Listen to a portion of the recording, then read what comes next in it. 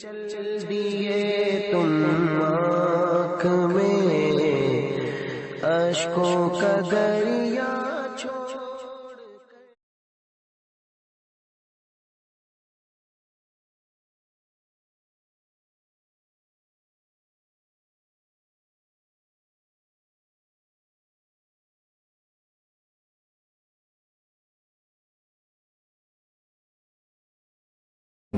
آج ایسوں کو خریدا گیا ہے جن کا نام صرف مسلمان رکھا گیا ہے، کچھ عورتوں کو بھی کچھ مردوں کو بھی۔ آپ ان کو بھی نہ دیکھیں، یہ ہر زمانے میں رہے ہیں، ہر زمانے میں رہے ہیں۔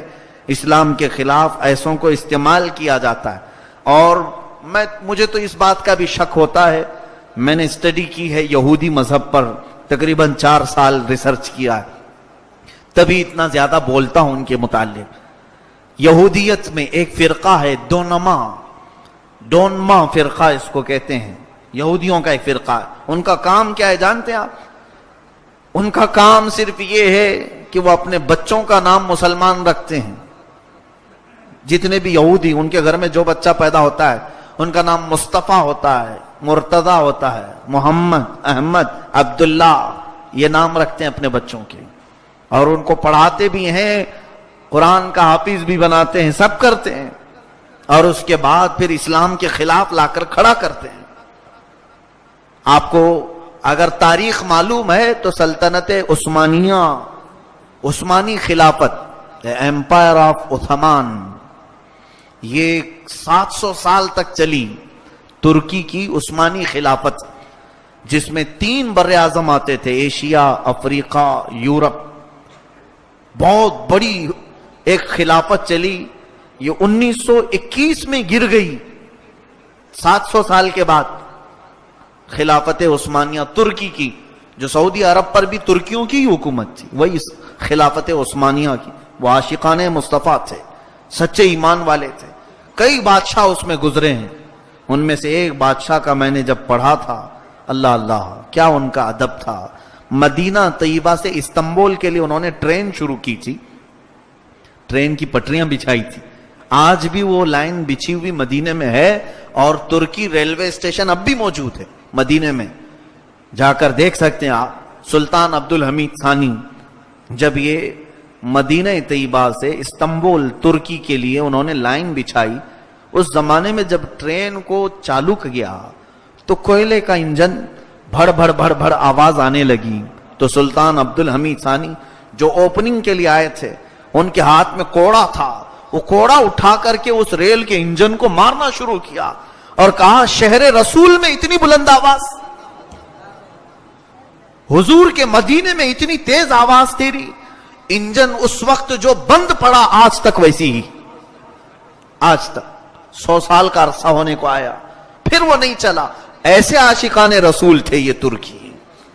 مصطفیٰ کریم صلی اللہ علیہ وسلم کی مسجد کو انہوں نے بنایا تو ایک اینٹ کو بھی حضور کے دربار کے سامنے کٹ نہیں کیا، 12 کلومیٹر دور لے جاتے تھے، اینٹ کاٹ کر کے لا کر لگاتے تھے کہ کاٹنے کی آواز بھی حضور کے دربار میں نہ آئے۔ ایسے عاشقان مصطفیٰ تھے۔ ان کی خلافت کو ختم کس نے کیا؟ کس نے ختم کیا؟ یہی ڈونما فرقہ۔ ترکی میں ایک شخص آیا، مصطفیٰ کمال باشا اتاتورک، اس کا نام آج بھی لیا جاتا ہے تاریخ میں۔ اس کو ایک ریولوشن لانے والے آدمی کے حیثیت سے جانا پہچانا جاتا ہے، انقلابی شخصیت مصطفیٰ کمال باشا۔ اس کی ریولوشن شروع ہوئی، اس نے ایک نیا طریقہ ترکی میں شروع کیا کہ یہ خلافت عثمانیہ جو تھی وہ اسلامی قانون نافذ کرتے تھے، اسلامی سزائیں دیتے تھے، اسلامی عدالت ہوتی تھی، سب طریقے اسلامی ہوتے تھے۔ دوسری جنگ عظیم کے بعد پھر یہ جو ہے مصطفیٰ کمال باشا کی تحریک زور پکڑ گئی اور خلافت عثمانیہ ختم ہو گئی، جس میں فرانس، انگلینڈ نے بہت ساتھ دیا مصطفیٰ کمال باشا کا۔ ترکیوں نے بھی اسے ہاتھوں ہاتھ اٹھا لیا کہ ایک نیا کچھ لے کر کے آیا ہے۔ اس کا نیا پن کیا تھا مصطفیٰ کمال باشا کا؟ 11 سال اس نے ترکی پر حکومت کیا اور سارے اسلامی قانون ترکی سے ختم کر دیا، سارے اسلامی قانون مٹا دیا اس نے۔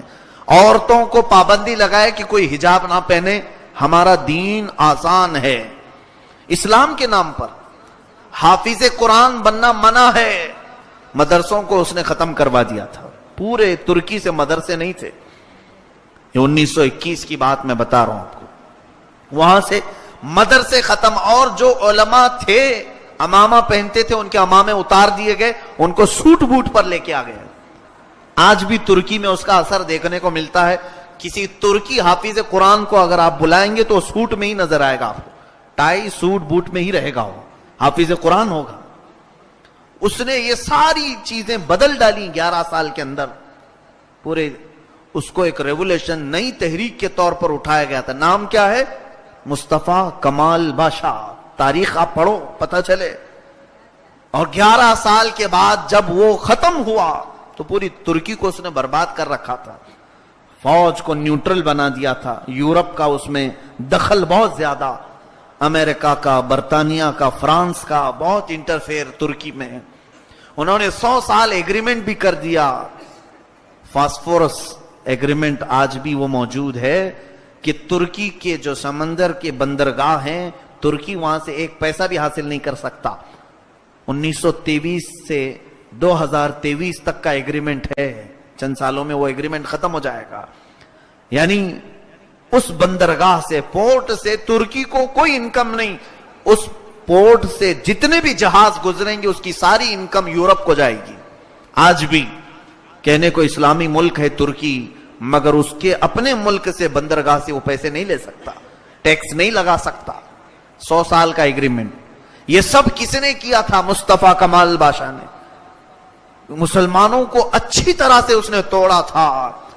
11 سال کے بعد پتا چلا کہ وہ مسلمان ہی نہیں تھا.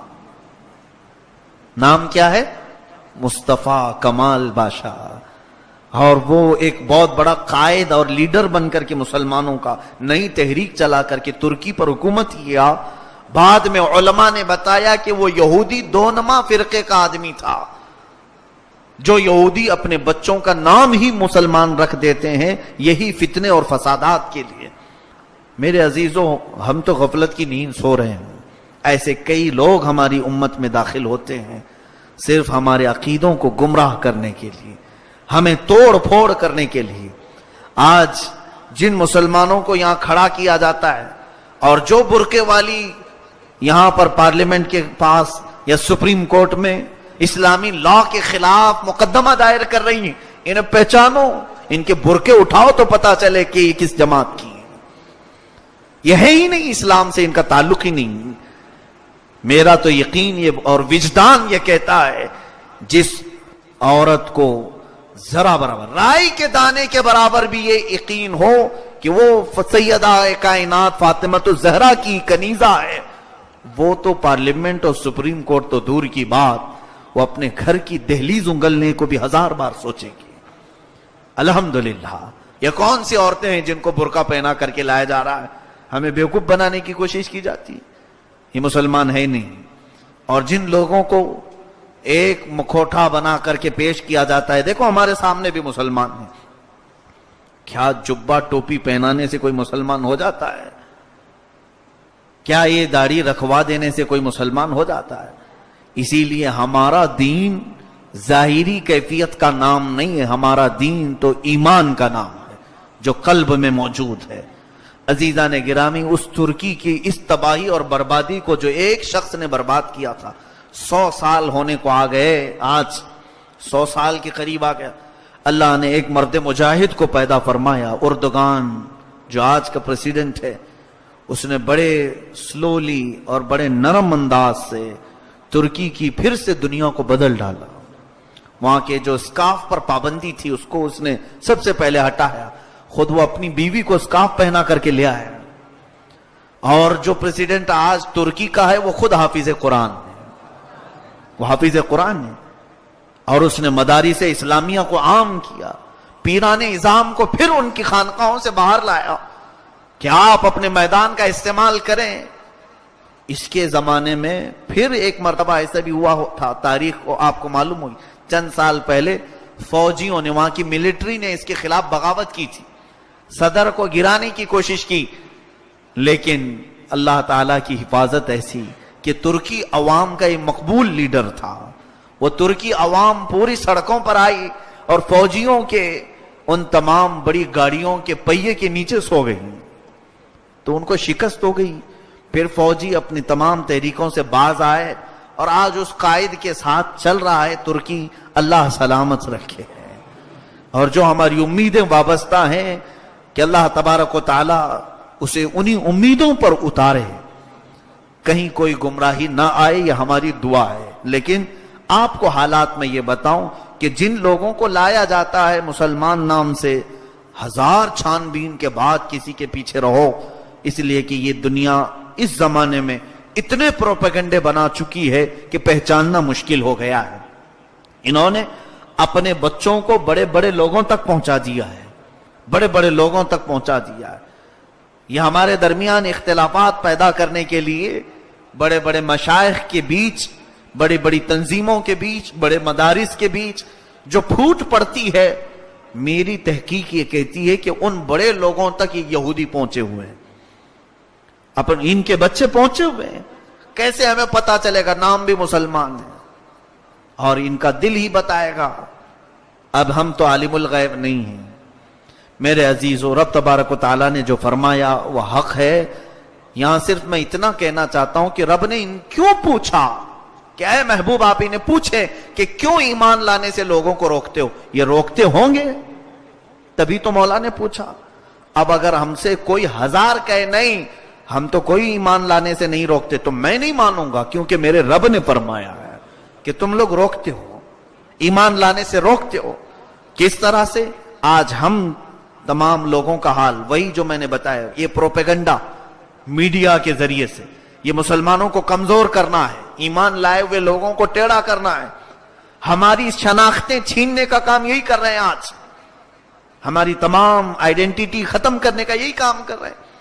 چند دنوں پہلے ابھی ایئرپورٹ میں میرے ساتھ معاملہ, امیگریشن میں آگے بڑھ رہا ہوں, میرے سامنے ہی ایک پنجابی آدمی تھا, سکھ تھا, اور اس کی بھی وہ میٹل ڈیٹیکٹر سے اس نے کراس کیا, اور اس کے بعد جو امیگریشن کرنے والے پولیس ہوتے ہیں وہ بدن پر ساری مشین لگا کر چیک کرتے ہیں, جو بھی ان کا پروسیس ہے.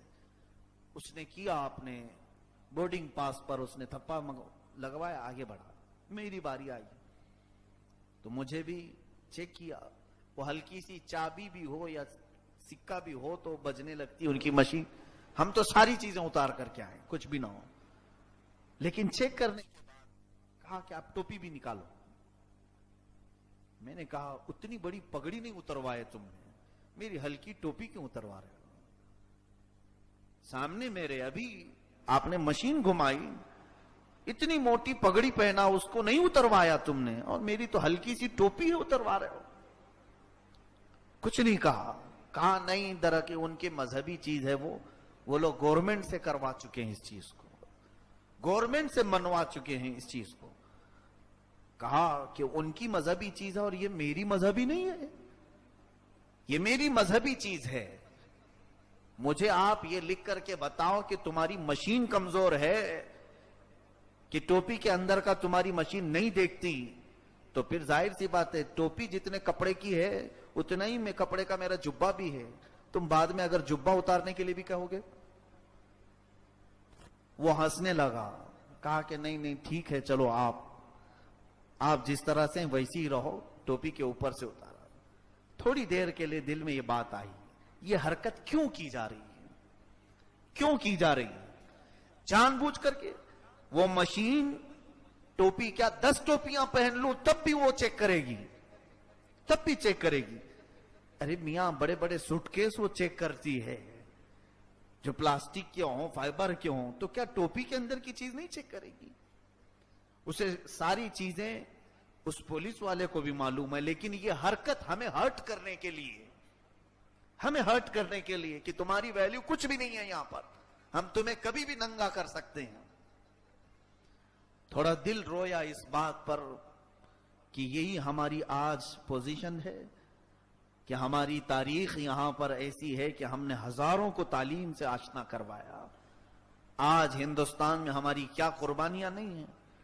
जिस किले पर खड़े होकर पूरा भाषण देता है हमारा पीएम, वो हमारी ही तो जायदादें रही हैं, वो हमारी हैं। इस मुल्क को अगर अजायबात में से किसी ने पहुंचाया है तो वो इस्लामी सल्तनतें पहुंचाई हैं। बाद में क्या बना है, सारी चीजें इस्लामी वर्षा यहां पर मौजूद है, चाह करके भी खत्म नहीं करोगे। ताजमहल को तुम तेज महल बना दो कि तो क्या तारीख खत्म हो जाएगी? तारीख खत्म हो जाएगी? तारीख तो वही रहेगी, नाम बदलने से कुछ होगा नहीं। लेकिन अफसोस इस बात का है मेरे अजीजों, जो हालात आज यहां पैदा किए जा रहे हैं वो सिर्फ और सिर्फ हमें हर्ट करने के लिए कि हम इतना आजिज आ जाएं कि हम दीन को छोड़ दें और ये कहने लगे नहीं ये इस्लाम ही नहीं चाहिए मुझको। कोई कमजोर अकीदे वाला हो तो वह ऐसा कहे, इसलिए ये पूरा माहौल बनाया जा रहा है।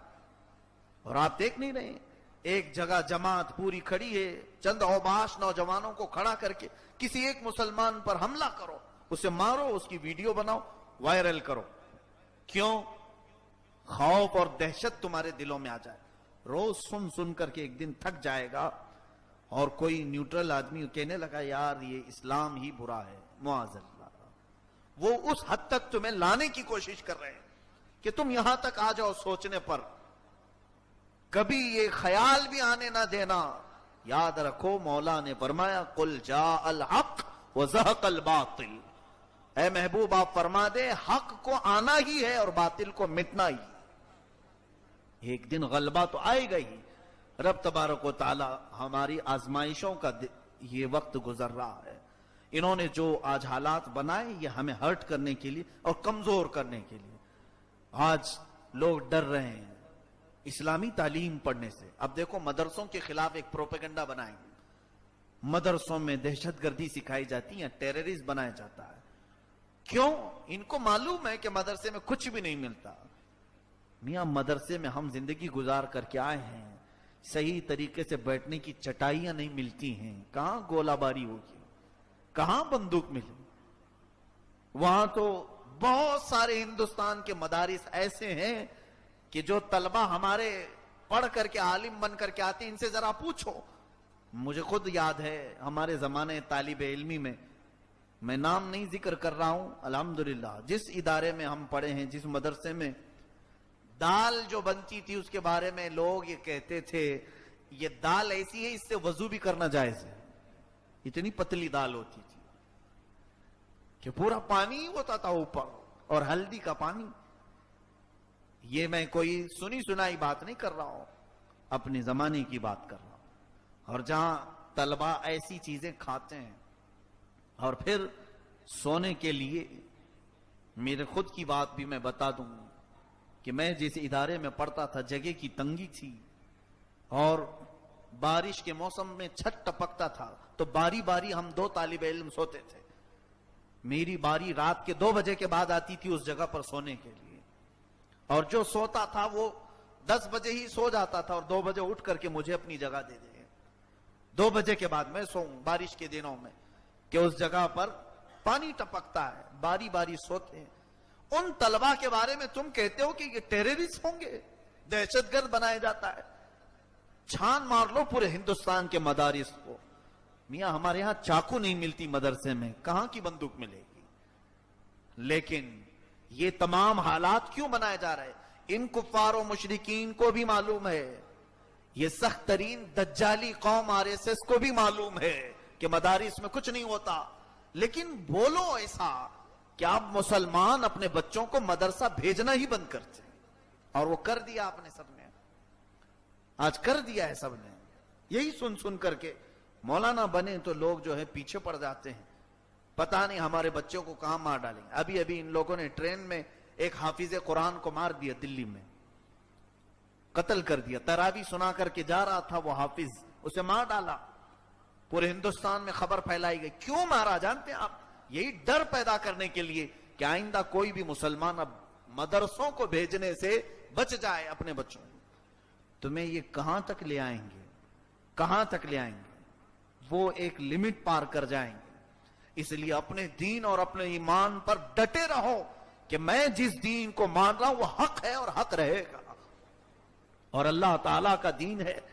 1000 ایسی آفتیں آئیں، لیکن ایک بات یہ بھی یاد رکھیں کہ آج تم سمجھوتا کر لو گے اگر حالات سے، تو کل بلال حبشی کو بھی منہ دکھانا پڑے گا، کل حضرت خباب بن الارت کو بھی قیامت کے دن منہ دکھانا پڑے گا۔ وہ اگر تم سے پوچھیں مجھے تو گرم ریت پر لٹایا جاتا تھا، انگاروں پہ سلایا جاتا تھا، پھر بھی ہم نے اللہ اللہ کہنا نہیں چھوڑا، اور تم نے ہندوستان میں چھوٹی سی باتیں کیا ہونے لگی، سب کچھ چھوڑ دیا۔ قیامت کے دن آپ کو بھی جواب دینا پڑے گا۔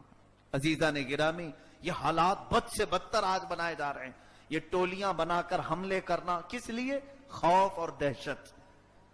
داڑیاں پکڑ کر کے انہیں کوئی اور کفریہ بات کہنے پر مجبور کرانا اور اس کا ویڈیو بنا کر وائرل کرنا، کیوں؟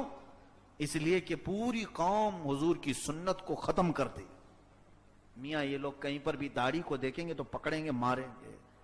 میں یہ سوچتا ہوں کہ اتنی بزدل قوم تو مسلمان ہو ہی نہیں سکتی، اپنے نبی کے اعمال کو اتنی آسانی سے نکال کر گٹر نالیوں میں پھینک دے۔ پھر کیا تمہارے پاس اگر ایسا وقت آ جائے معاذ اللہ، میں پوچھوں، ہمارے پاس منہ مبارک رسول اللہ صلی اللہ علیہ وسلم کا موجود ہے، اس کے لیے آپ کیا کر سکتے ہو؟ میں تو اپنی جان دینے کو تیار ہوں نبی کونین صلی اللہ علیہ وسلم کے لیے۔ آپ کیا کر سکتے ہو؟ آپ کا بھی یہی عقیدہ ہے کہ ہم حضور کے ایک چھوٹے سے بال کے لیے اپنی جان دے سکتے؟ آپ کا عقیدہ ہے، لیکن یہ جو حالات بنائے جا رہے ہیں، تم نے ساری چیزیں چھوڑنا شروع کر دیا ان کے ڈر سے۔